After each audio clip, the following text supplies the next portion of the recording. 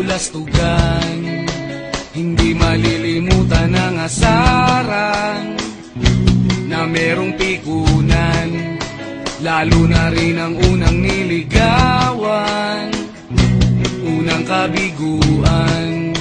At dyan nasiseryoso ang usapan, ang pagdadamayan ng tunay at tapat na kaibigan. Kung mga buwan, kaibigan, ang maaasahan.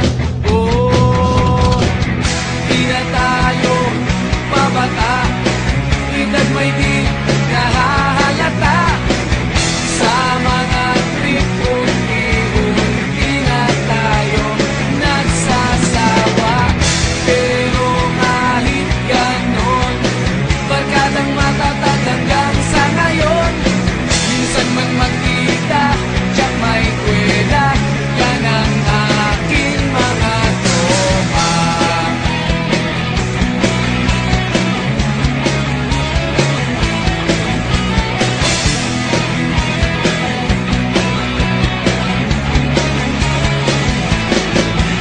Inuman na pang magdamagan, minsan inaabot pa ng ayaan, na kung saan-saan, na para bang walang kinabukasan at kahantungan. At dyan nasiseryoso ang usapan, ang pagpapayuhan ng tunay at tapat na kaibigan. Kung mga baliw, kaibigan,